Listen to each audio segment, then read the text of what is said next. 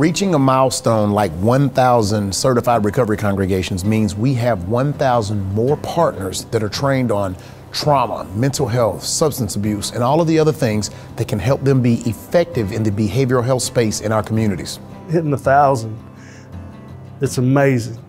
I'm excited about not just today, but what this means, not for the faith-based initiatives, but for the state and for all of the individuals within the state who need help but don't know where to go. It's an ongoing collaboration with the State Department to make sure that our church does not just shout, but we're shaping people and making sure they're mentally well.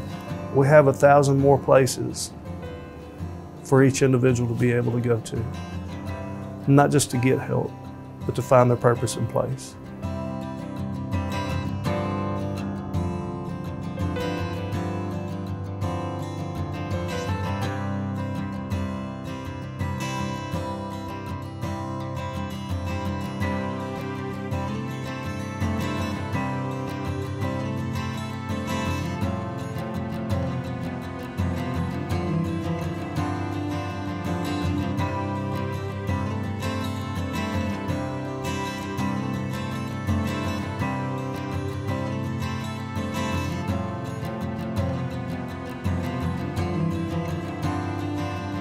You know, living in the volunteer state, we have thousands of people that are always willing and able to be part of something.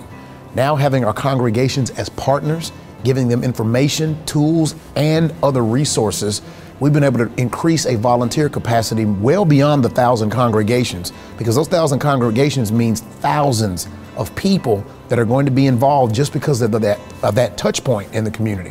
What we're looking for is communities that will look beyond the language of moral failure and look at addiction by its definition as a treatable disease.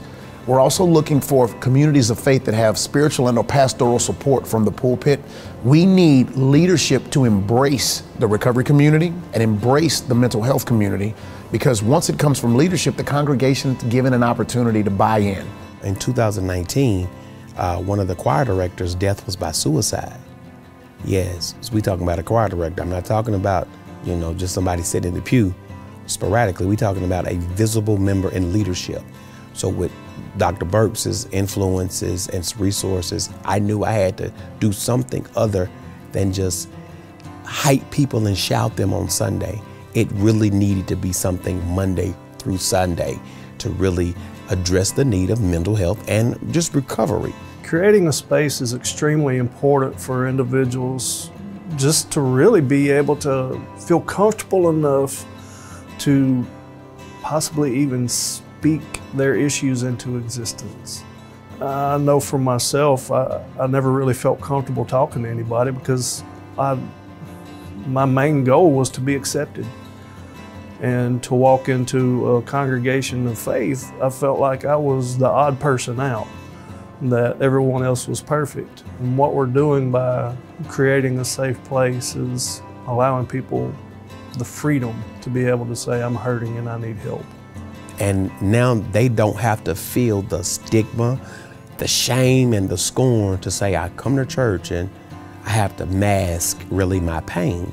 So that is a plus for just not me as pastor, shepherd, leader. It's a plus for the team who has really invested themselves in the mental wellness of this congregation and this community. It doesn't matter the faith. It doesn't matter the belief. It doesn't matter the teachings, the traditions. The best thing that we can do is just provide an opportunity for education and understanding. And the big thing is, we want people to have hope. Trainings we provide for congregations that are kind of on the fence, or communities of faith that are kind of on the fence, can open the door to some of those spaces. One in particular is the addicted brain.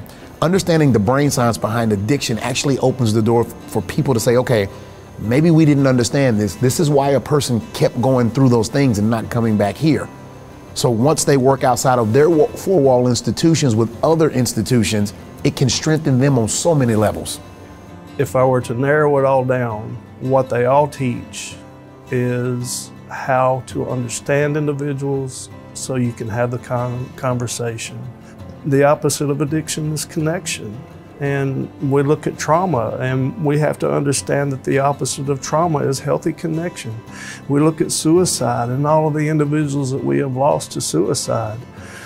If we can provide a safe place for someone to say, I need help, we can really save lives. In the African American community, we didn't talk about this a lot. We've never had our hands on it like we should have.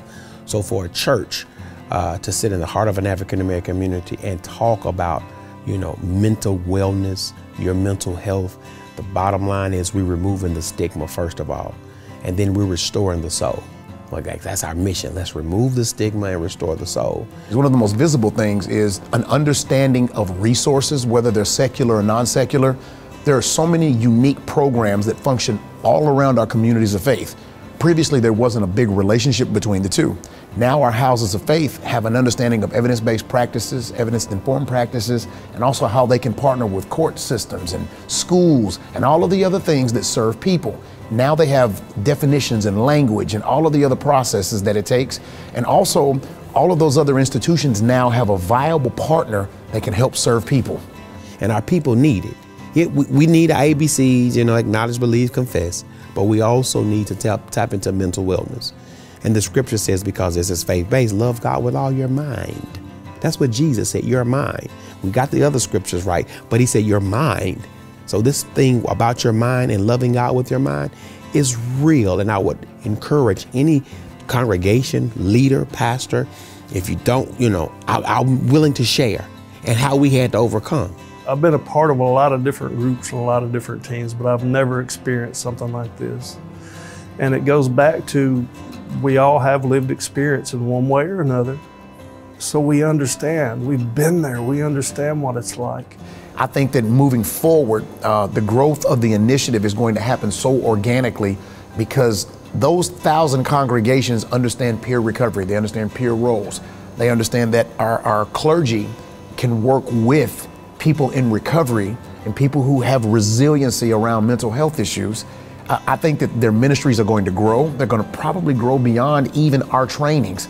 The cool thing about that is there are partners now, and they know that they can reach out to my team.